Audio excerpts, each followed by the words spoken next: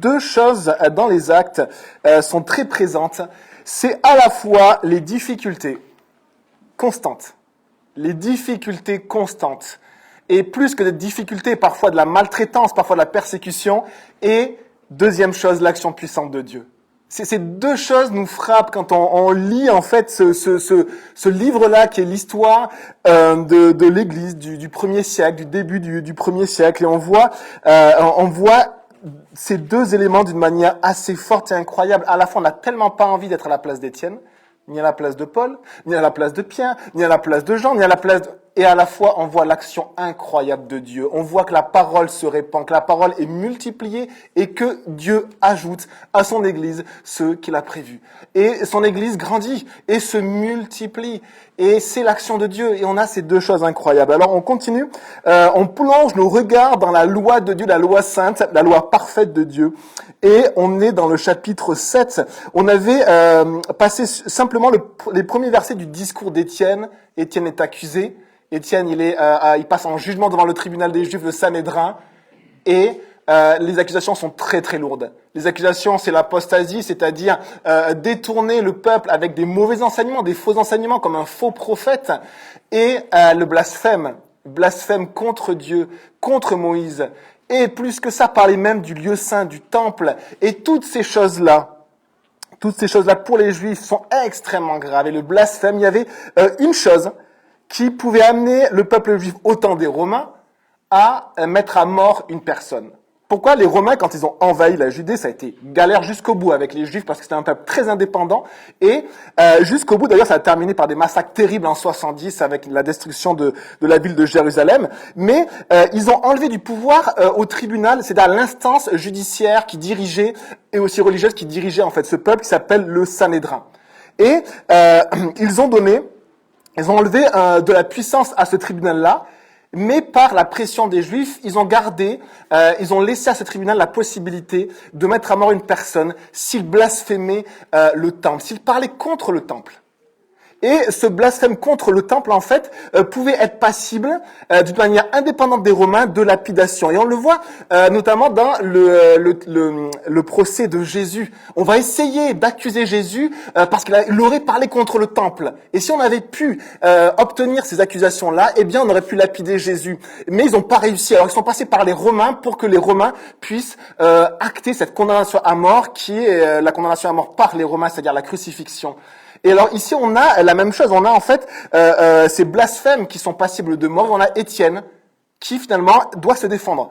Il est là, il a un tribunal devant lui, les sages d'Israël qu'on appelle, et puis il est là, il doit se défendre. Et qu'est-ce qu'il fait pour se défendre? Il prêche la parole de Dieu. Et il ne va faire aucun cas de sa vie. C'est-à-dire qu'il va être guidé par l'Esprit de Dieu et annoncer des choses incroyables. Dans la prédication d'Étienne, on voit on pourrait dire lucidité spirituelle, une révélation de Dieu incroyable sur ce que Dieu a donné pour la terre et ce que Dieu a donné pour le ciel. Et Étienne, dans tout son discours, va constamment faire cette comparaison. Il va parler à son peuple et il les appelle comment? Frères et pères. Et il va constamment faire cette comparaison entre ce que Dieu a donné pour la terre et ce que Dieu a donné pour le ciel. Et on lit ensemble, on relit le début du discours, on en a un petit peu plus loin ce matin. Acte 7, verset 1. Le grand prêtre dit, est-ce exact? Donc c'est après les accusations, c'est à Étienne de parler, de se défendre. Étienne répondit, mes frères et pères, écoutez. Acte 7, verset 2.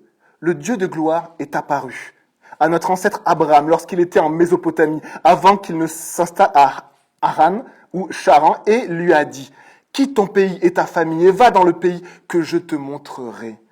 Il a alors quitté le pays des Chaldéens, plus grande civilisation d'alors, et est allé habiter à Charan. De là, après la mort de son père, Dieu l'a fait passer dans le pays que vous habitez maintenant. Il ne lui a donné aucun héritage dans ce pays, pas même de quoi poser le pied, mais il a promis de lui en donner la possession, ainsi qu'à sa descendance après lui, alors même qu'il n'avait pas d'enfant. Et avant d'aller plus loin, on se rappelle simplement ce que l'on avait partagé dimanche dernier. Quand Étienne commence son discours, il commence par Dieu. Il rappelle que Dieu est au commencement et que Dieu est le commencement de toutes choses. Il rappelle à son peuple, frère, père, que c'est Dieu qui a créé le monde, au commencement Dieu, mais que c'est Dieu qui crée son peuple, qui forme son peuple. C'est par son action, sa volonté, qu'il forme son propre peuple. Il rappelle cela. Au commencement Dieu, le Dieu de gloire est apparu, s'est révélé. Si Dieu ne s'était pas révélé, il n'y aurait pas de nation juive. Il n'y aura pas de peuple hébreu. Le peuple hébreu est une aberration dans l'histoire de l'humanité. Demandez à tous les historiens. Ils inventent des théories pour expliquer pourquoi un Dieu comme ça, unique, est arrivé. Rien à voir avec le polythéisme égyptien, le polythéisme sumérien ou babylonien. Qu'est-ce qui s'est passé? Dieu est apparu. Voilà ce qui s'est passé. Et Dieu se forme un peuple. Dieu se forme un peuple. Et il commence par là. Il dit, souvenez-vous, mes frères et pères, au commencement, Dieu a fait une œuvre. Dieu se forme un peuple. Et vous êtes les descendants de ce peuple de Dieu. Et on avait rappelé également que ce peuple-là se fonde sur quoi? Eh bien, Paul le dira dans toute l'épître aux Romains. L'épître aux Hébreux, qui est une prédication d'une personne dont on ne connaît pas, va également parler de cela. Et qu'est-ce qu'ils vont dire? Ils vont parler de la foi et d'Abraham. Abraham est le père du peuple de Dieu, du vrai peuple de Dieu. Abraham est le père de la foi. Pourquoi? Et on s'était encouragé à cela, c'est que Dieu a donné une promesse à Abraham. Et qu'est-ce que Abraham a fait? Il a cru. Dieu a parlé à Abraham et Abraham a cru. Et voilà pourquoi Abraham est considéré par Dieu comme un juste, une personne qui a une place dans le ciel. Pourquoi? Parce qu'il a fait de belles œuvres? Non, il s'est planté complètement plusieurs fois dans sa vie. Pourquoi il est considéré comme juste, comme quelqu'un de bon pour Dieu et de pur pour Dieu? Pourquoi? Parce qu'il a fait des œuvres? Non, parce qu'il a cru. Et Étienne commence par là. Il dit au commencement Dieu et au commencement la foi. Souvenez-vous, mes frères et pères, au commencement du peuple de Dieu et même du peuple d'Israël, il y a la foi. Dieu se révèle et Abraham a cru. Et là fait toute la différence. Est-ce que vous croyez? Dieu se révèle à vous. Est-ce que vous croyez? C'est toute la différence. Et ça change votre vie. Acceptez ce que Dieu a à vous dire et de dire simplement, d'accord Seigneur, je te laisse la possibilité d'être Dieu. Je te laisse la possibilité de me parler. Et moi, de me taire pour une fois. Et de t'écouter, toi. Croire, c'est incroyable. Ça change une vie. Ça a complètement changé la vie d'Abraham. Abraham avait une vie sûrement confortable dans une civilisation où il y avait un bien matériel incroyable, civilisation chaldéenne ou babylonienne, près du golfe Persique, la première civilisation qu'on a retrouvée, et qui est assez vieille également, et il habite dans cette région-là à peu près vers moins 2000 avant Jésus-Christ.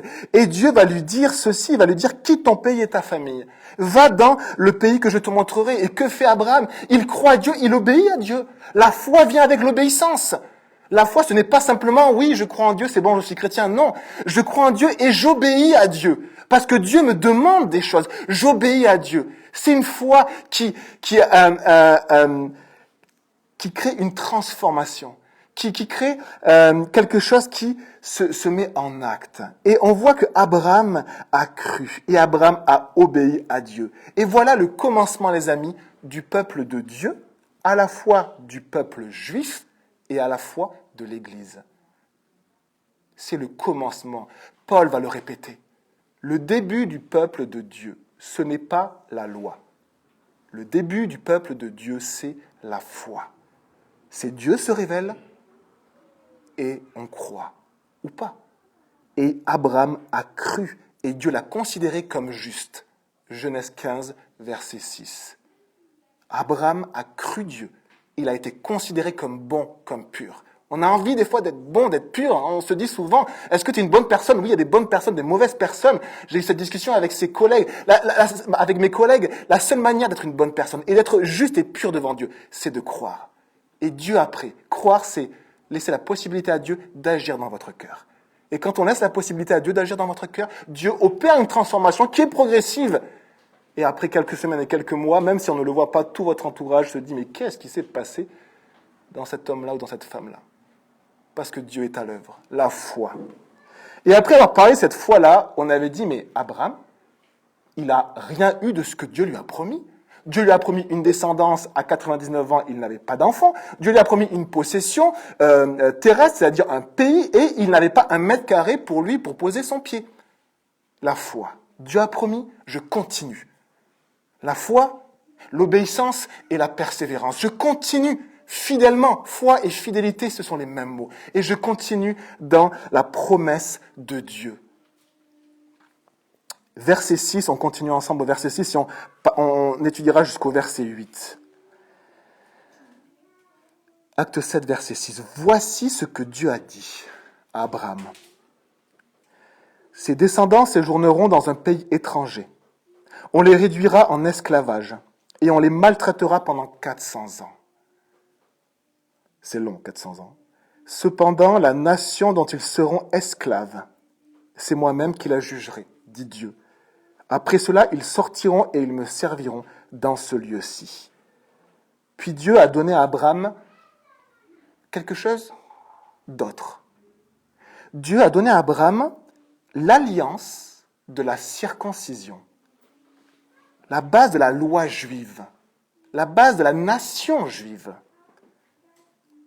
Ainsi, Abraham a eu pour fils Isaac et l'a circoncis le 8e jour. Isaac a fait de même pour Jacob et Jacob pour les 12 patriarches. Et on va étudier ces passages ensemble. Et donc au verset 6, on voit que Étienne connaît extrêmement bien la parole de Dieu et qu'il va faire une sorte de fresque de toute l'histoire du peuple.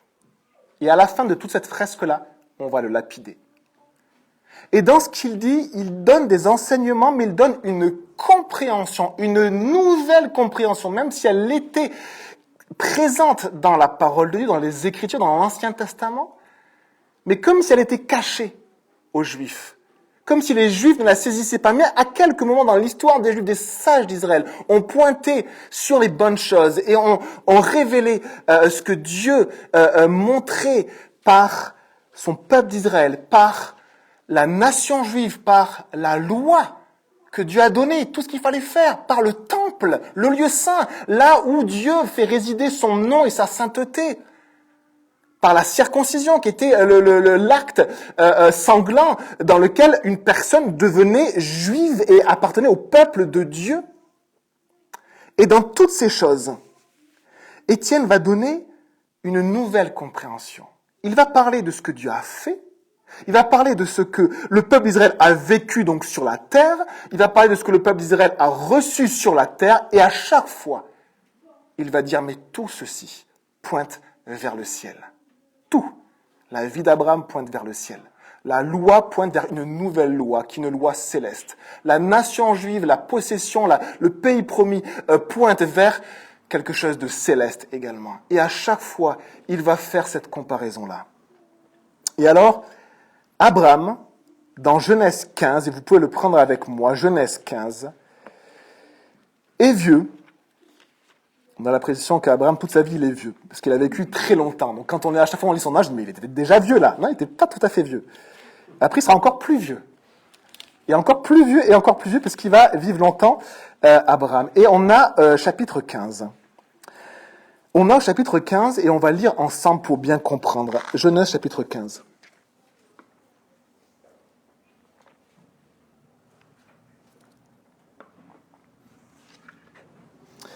Après ces événements, l'événement, c'est quand Abraham a délivré son neveu, il y a eu un combat, il a délivré toute une ville, et la ville lui a dit, on va te récompenser. Mais c'était une ville de personnes qui étaient contre Dieu et qui pratiquaient le péché et la méchanceté. Et Abraham a dit, je ne veux rien avoir à faire avec vous, je ne veux aucune récompense de votre part. Il aurait pu devenir riche, c'est-à-dire qu'il a délivré un peuple entier. Il aurait pu devenir 2 fois, 3 fois plus riche. Il a dit, je ne veux rien de vous. Après ces événements, la parole de l'Éternel fut adressée à Abraham dans une vision. Il dit, Abraham, n'aie pas peur, je suis ton bouclier, et ta récompense sera très grande. Souvenez-vous, la vie d'Abraham nous parle de la vie de tout croyant, juif ou non juif, de tout chrétien. et du peuple de Dieu. Au début, le peuple juif et après l'Église, ce nouveau rejeton, comme cette nouvelle pousse qui a été greffée sur le peuple de Dieu. Et on a ici Dieu qui nous parle encore aujourd'hui et qui dit « N'aie pas peur, peuple de Dieu, peuple de Jésus-Christ. Je suis ton bouclier et ta récompense sera très grande. » Il faut savoir qu'Abraham n'aura quasiment aucune récompense toute sa vie. On a ça en tête et on lit la suite. Abraham répondit « Seigneur éternel, que me donneras-tu? Je m'en vais sans enfant. Et l'héritier de ma maison, c'est mon serviteur, Eliezer de Damas. » Et Abraham dit « Tu ne m'as pas donné de descendance. » Verset 4. Alors l'Éternel lui adressa la parole. « Ce n'est pas lui qui sera ton héritier, mais bien celui qui naîtra de toi. » Et ce qui est incroyable dans la vie d'Abraham, que Étienne continue ici, c'est que Dieu va commencer à se révéler une première fois à Abraham. Et toutes les fois, il va se révéler, il va simplement renouveler ses promesses. Dieu fait la même chose avec nous. Dieu se révèle par Jésus. Une rencontre qui bouleverse notre vie. Et dans toute notre vie, Dieu va continuer à se révéler à nous. Par Jésus. La même promesse, Jésus. La même promesse, Jésus. Dieu nous fait une promesse.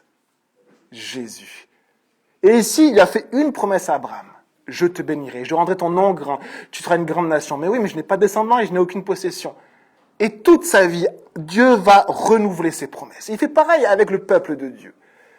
Il fait pareil avec le peuple de Dieu. Il nous rappelle ses promesses.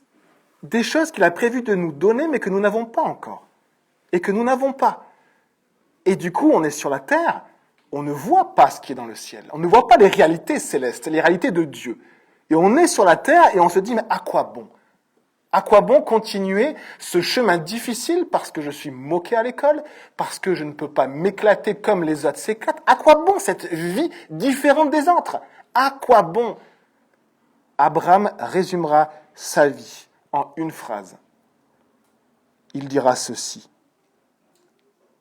Je suis un étranger et un résident temporaire parmi vous. Je suis un étranger. Abraham va acheter une seule chose dans sa vie, un cimetière, c'est-à-dire un champ sépulcral pour enterrer ses morts et dignement en fait les morts de sa famille, c'est tout. Il n'aura rien. Et quand il va faire ses démarches pour acheter cela, il va voir ce peuple, je crois que ce sont des Hittites, il va leur dire, vous savez, je suis un étranger parmi vous, un résident temporaire. Ma vraie vie n'est pas ici. Mes vraies possessions ne sont pas ici. Ça voudrait dire qu'Abraham aurait compris que Dieu lui parlait d'une possession terrestre dans l'avenir pour son peuple, mais autre chose, que Dieu a prévu pour lui. Et Étienne va pointer sur ceci, ce que Dieu promet.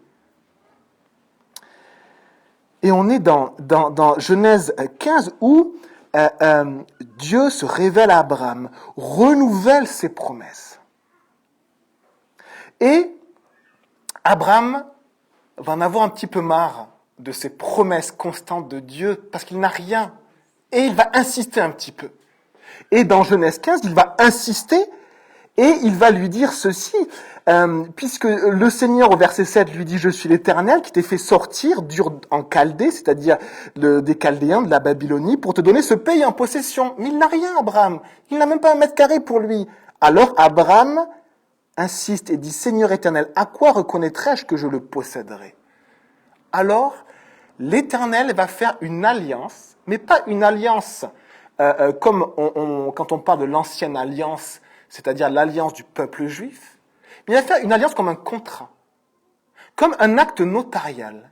Et à l'époque, on a des écrits qui nous reviennent, à l'époque, quand quelqu'un vendait une terre et quand quelqu'un acquérissait, c'est pas le bon mot aussi, achetait une terre, eh bien, en fait, on n'avait pas de document notarial comme nous on a. Par contre, il y avait un rite notarial. Et le rite, c'était de prendre un animal, de le tuer, de le découper en deux, d'écarter les deux morceaux, et que l'acheteur et le vendeur passent au milieu.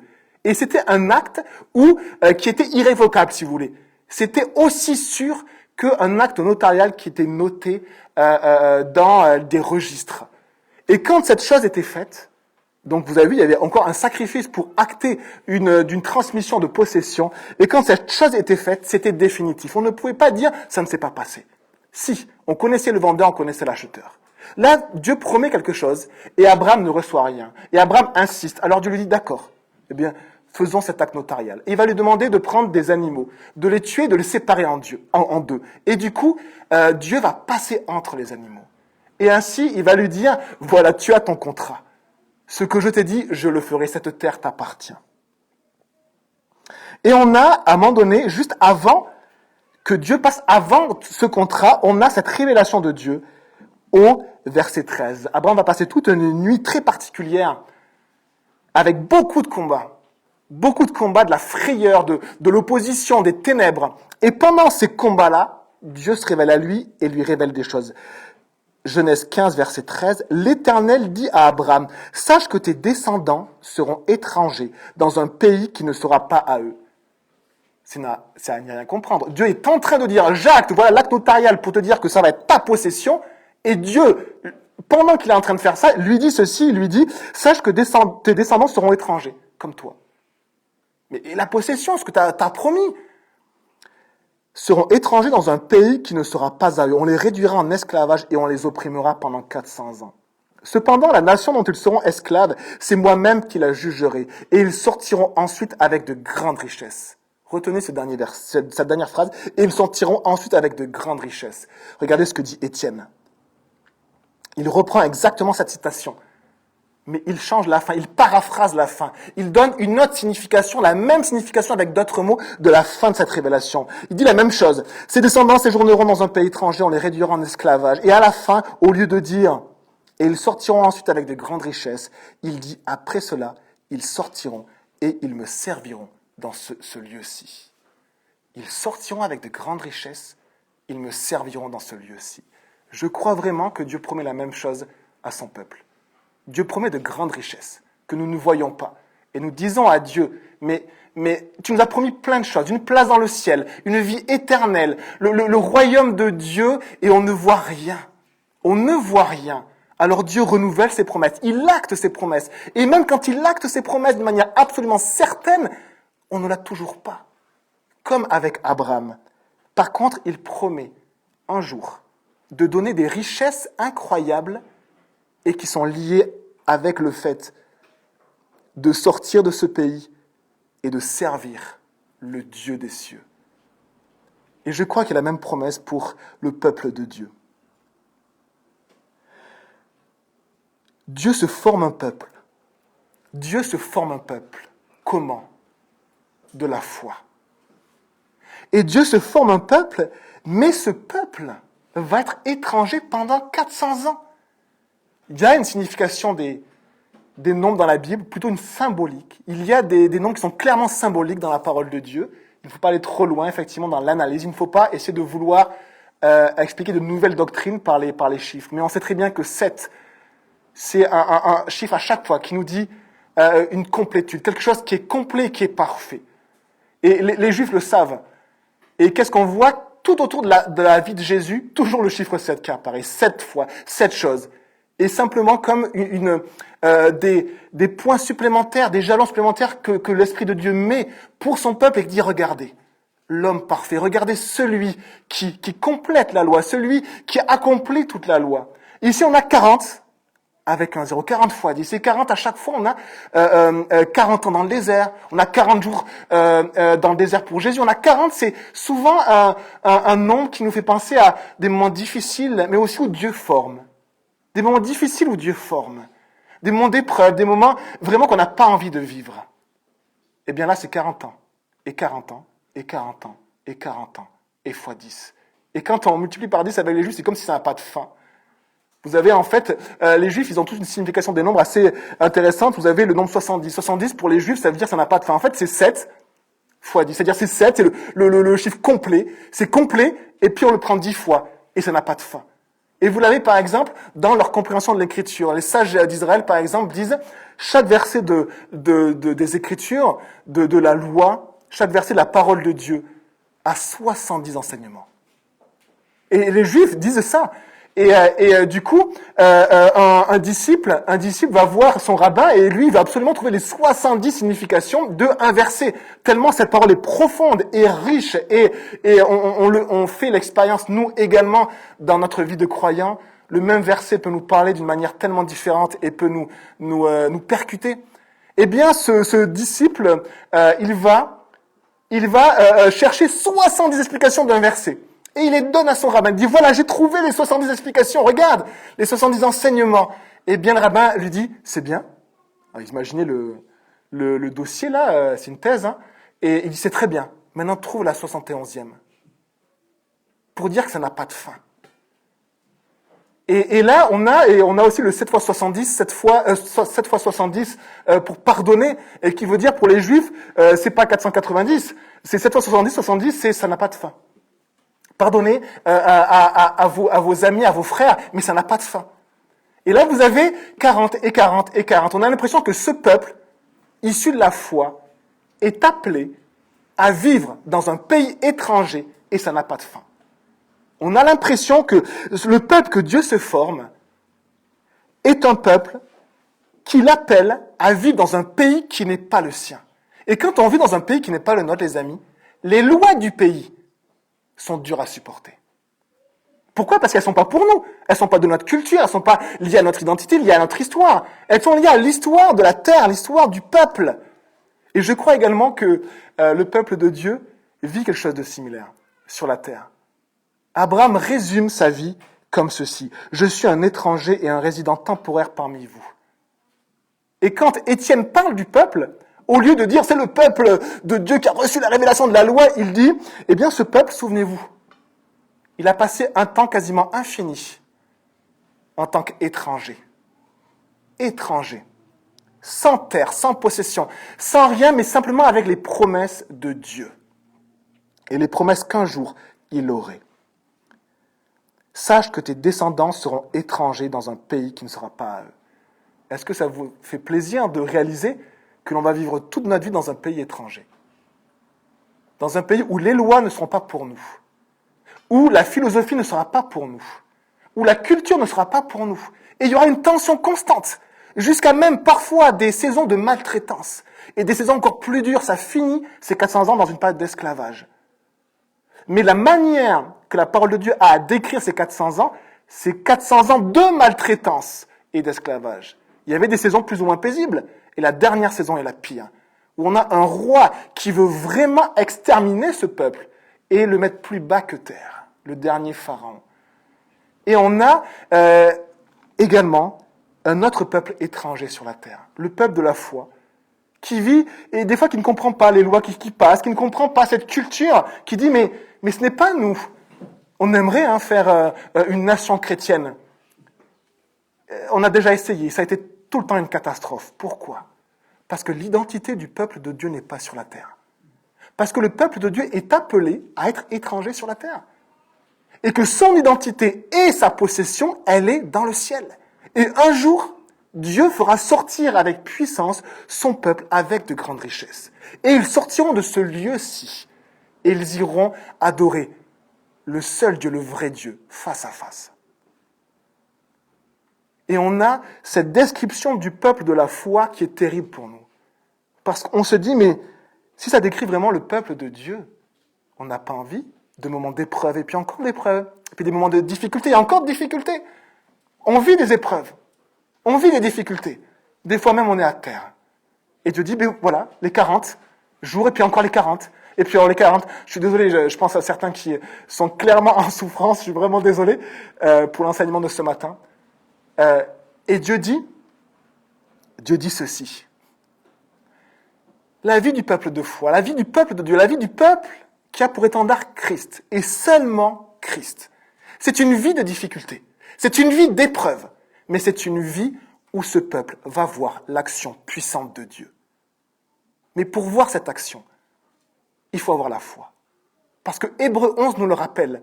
La foi, c'est la certitude des choses que l'on espère, de ce que Dieu nous a promis, et la conviction de celles qu'on ne voit pas. Abraham ne voyait pas ce que Dieu lui avait donné. Et pourtant, il savait que Dieu lui avait donné. La certitude qu'il avait des richesses incroyables, mais pas ici. Parce que je suis étranger et résident temporaire ici. Mais j'ai des richesses. Et pour voir ces richesses, il faut la foi. Sinon, on ne voit que cette table noire, ces chaises rouges. On ne voit que ce qui est physique et terrestre. Le monde ne peut pas comprendre la foi. Il en est incapable. Parce qu'il a besoin de l'Esprit de Dieu.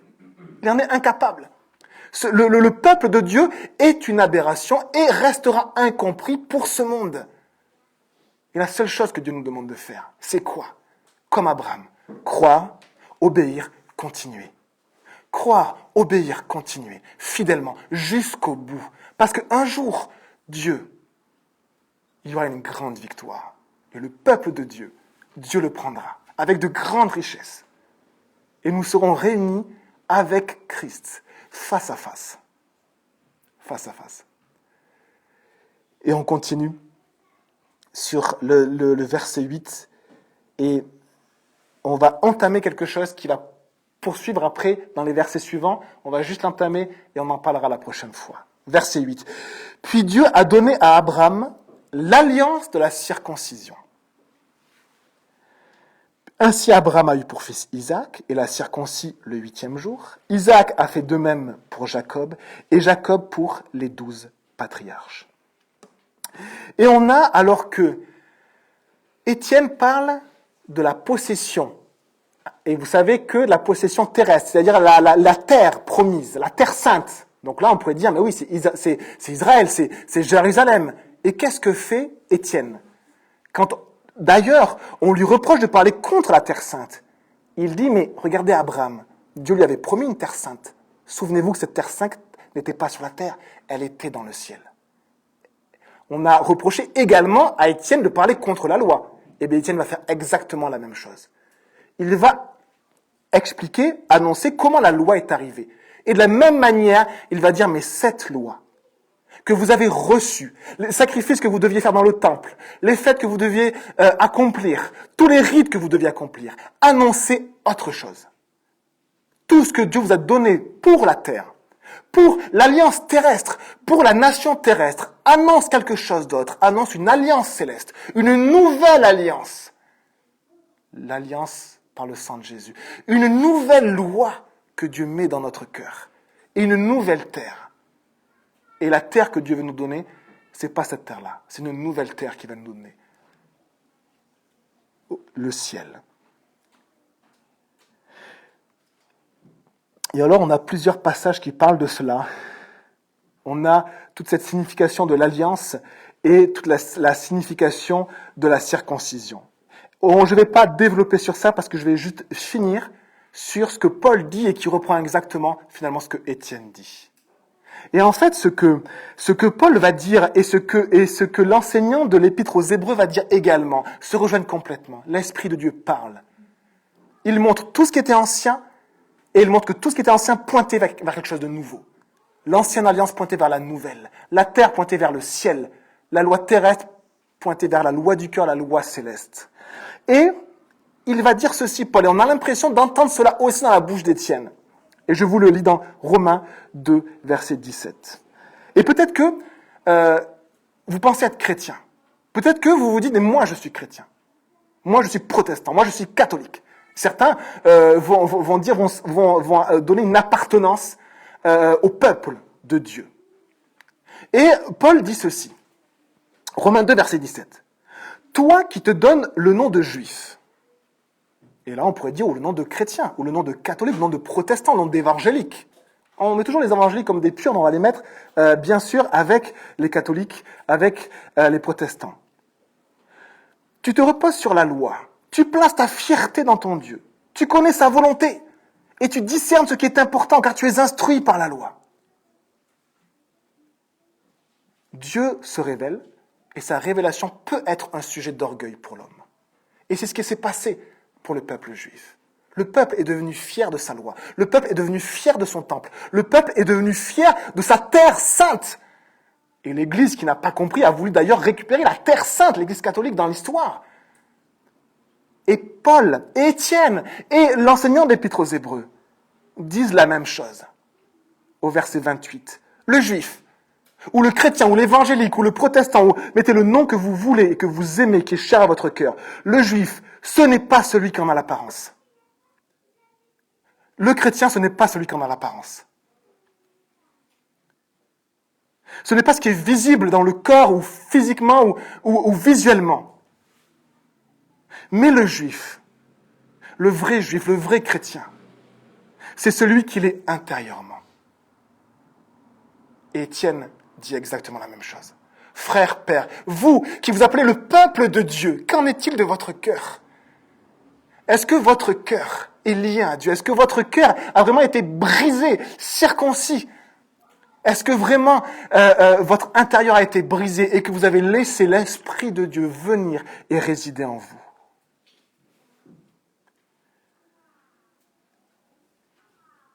Parce que le vrai chrétien n'attend pas une louange ou une approbation qui vient des hommes. Regardez, le verset c'est « La louange que reçoit ce juif ne vient pas des hommes mais de Dieu ». Le vrai chrétien, ce n'est pas celui qui attend une approbation extérieure. Le vrai chrétien, c'est celui qui attend une approbation de Dieu. Et quand son cœur est transformé, quand il lâche tout, quand il laisse l'Esprit de Dieu agir dans sa vie, quand il obéit à la parole de Dieu, et quand il persévère, cet homme-là, cette femme-là, cet enfant-là, les enfants ont les mêmes promesses que les grands. Cet enfant-là reçoit une louange qui ne vient pas des hommes, mais qui vient de Dieu. Est-ce que vous voulez cette louange de Dieu? Est-ce que vous voulez entendre Dieu? Ah, je t'aime, tu es mon ami. Abraham était appelé l'ami de Dieu. Cette louange ne vient pas des hommes, mais vient de Dieu. Est-ce que notre plus grande récompense, c'est d'avoir cette relation avec Dieu intime et se dire, mais qu'est-ce que Dieu peut dire de moi? Je l'aime. Et Dieu dit, bon, fidèle serviteur, j'ai prévu des choses extraordinaires pour toi. Continue dans ta fidélité. Parce que je suis Dieu. Je suis au commencement et je suis aussi à la fin. Je suis à la fin pour te donner tout ce que je t'ai promis. On prie les amis. Seigneur Jésus, merci pour ta parole. On te demande de bénir ta parole et bénir ton peuple. Merci Seigneur de voir ta parole se multiplier. On est fou ce matin, on te demande encore plus Seigneur, s'il te plaît. Multiplie encore plus ta parole. Cette parole, cette loi divine, cette parole de vie qui montre, qui pointe une seule chose, une seule personne, Jésus-Christ. Seigneur, Jésus, révèle-toi. Révèle-toi, multiplie ta parole et multiplie tes disciples, qu'un peuple nombreux se lève ici et ailleurs pour glorifier le nom de Dieu, qui ne recherche pas l'approbation d'autres personnes, d'autres églises, d'autres chrétiens, d'autres hommes, d'autres femmes, mais juste l'approbation de Dieu. On veut rechercher ton approbation, Seigneur, dans notre église, simplement, et te dire, on veut juste que ce qui vient d'ici, Seigneur, soit un parfum de bonne odeur pour toi, quelque chose de bon pour toi. On veut juste rechercher ton approbation, Seigneur, faire ta volonté, ce que tu nous montres. Merci, Jésus, pour tes promesses qui sont éternelles et qui sont certaines. Bénis chacun.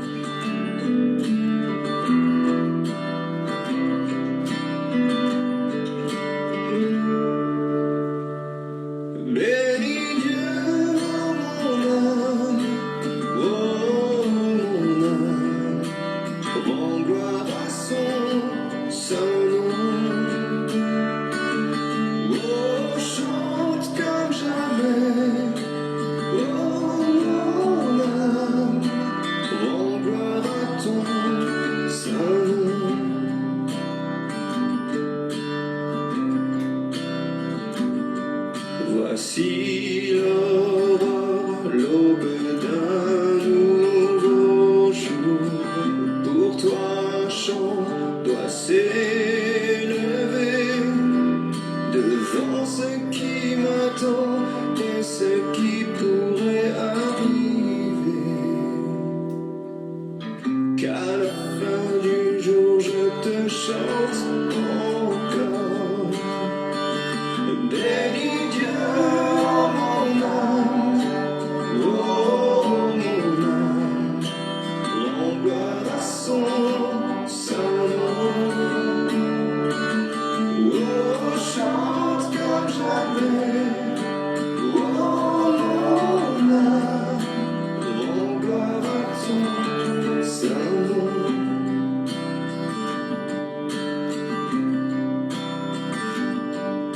chante bonté et dans à la colère.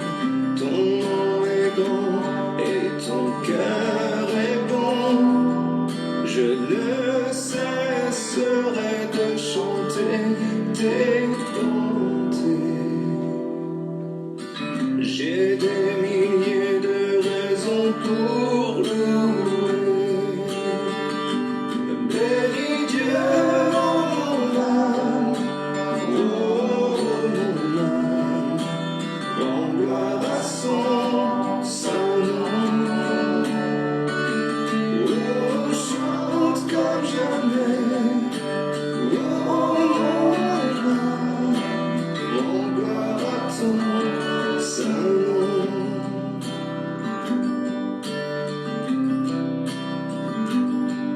Un jour